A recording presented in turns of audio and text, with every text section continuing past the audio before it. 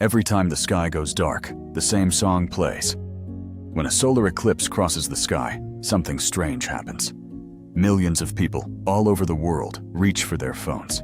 They press play on one song.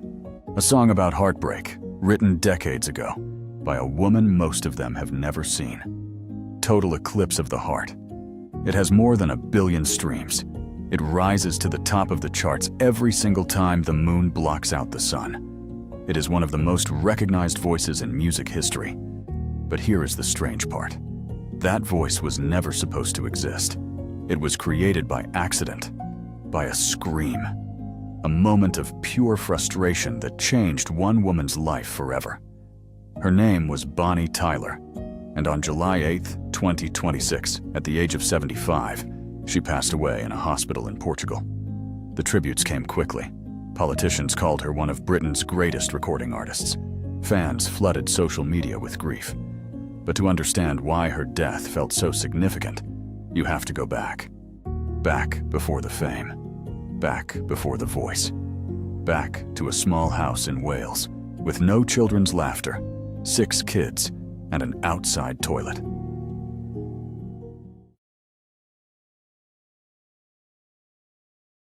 Long before she was Bonnie Tyler, she was Gaynor Hopkins. Born in 1951 in Skewen, a small village near Swansea, Wales, her father was a coal miner. Her mother stayed home. Together, they raised 6 children in a 4-bedroom council house, a form of public housing. It didn't even have an indoor toilet, but the house was full of music. The family gathered around the piano and sang together. Gaynor fell in love with the Beatles. Her first ever album was A Hard Day's Night. She watched Top of the Pops and dreamed of a different life. Before that dream came true, she worked in a grocery and confectionery warehouse. At night, she sang in local clubs, just trying to be heard. She wasn't famous yet. She wasn't even Bonnie Tyler yet. In 1969, she performed under a different name entirely, Shireen Davis. She sang in local bands, chasing something bigger than Skewen. Nobody could have predicted what would happen next. Not fame, not a record deal, something far stranger. An accident that would give her the one thing every singer dreams of, a voice nobody could forget.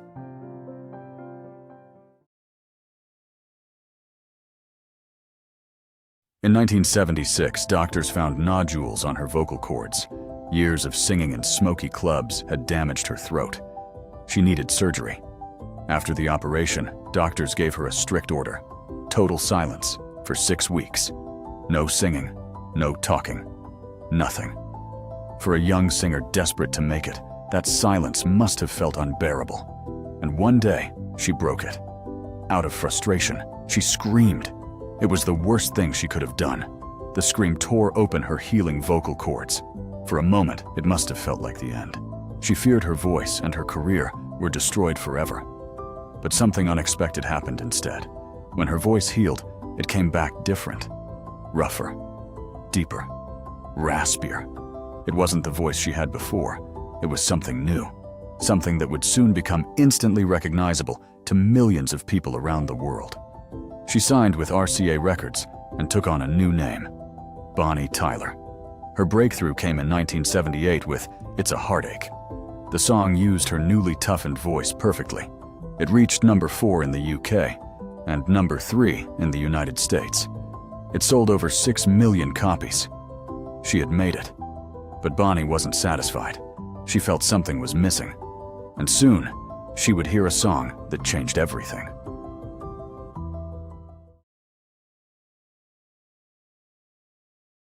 Bonnie saw Meat Loaf perform Bat Out of Hell on television.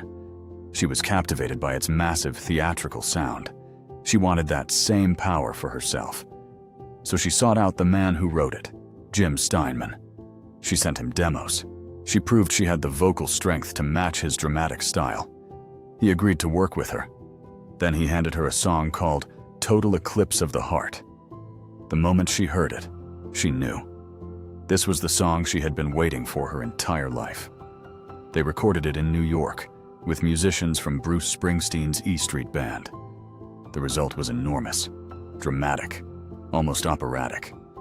The music video matched the song's intensity. It was filmed in a former Victorian asylum in Surrey, England. Dancers, fencers, gymnasts, and ninjas moved through fog and flickering light, while Bonnie walked the eerie halls. The song hit #1 in the US, UK, Canada, and Australia. It sold over 6 million physical copies. Her album, Faster Than the Speed of Night, debuted at #1 in the UK. She became the first British female artist to ever achieve that. A year later, she recorded Holding Out for a Hero for the movie Footloose.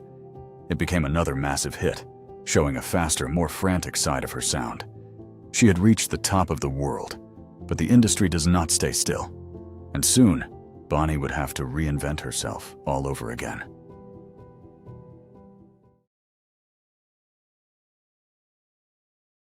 By the 1990s, American and British audiences had moved on to new sounds. Many artists from her era faded away. Bonnie refused to let that happen to her. She signed with a new label and began working with German producer Dieter Bohlen.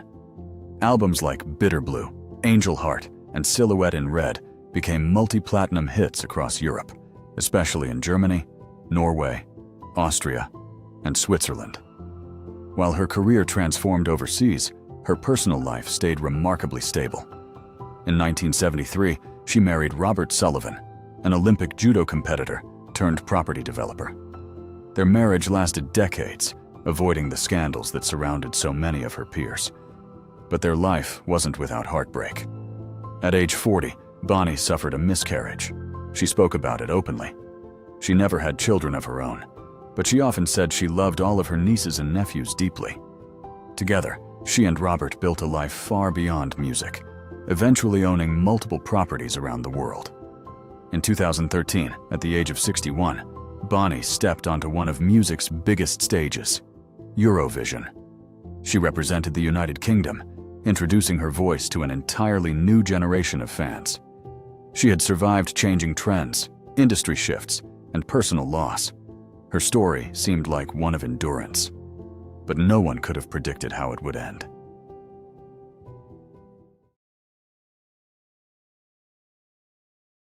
In March 2026, Bonnie gave interviews saying she felt healthy. She was still touring, still performing, still loved the stage. Then, in May, everything changed. She was rushed to a hospital near her home in Faro, Portugal, for emergency intestinal surgery. In June, her family shared an update. She had come out of a medically induced coma, but remained very unwell. Her summer tour was canceled. On July 8, 2026, Bonnie Tyler passed away. She was 70 years old. The tributes arrived almost immediately. Fans, musicians, and government officials all spoke about the impact of her voice. A voice that began as a young girl singing around a piano in a council house. A voice that was nearly destroyed by a single scream. A voice that instead became one of the most iconic sounds in music history. Her songs will keep playing. Every time the moon crosses the sun and the sky goes dark, millions of people around the world will press play on the same song. They will hear that same raspy, powerful voice, a voice born from an accident and shaped into legend. And for a few minutes, the eclipse in the sky and the eclipse in that song will meet once again. Thank you for watching. If you enjoyed this documentary, please like, share, and subscribe for more stories like this.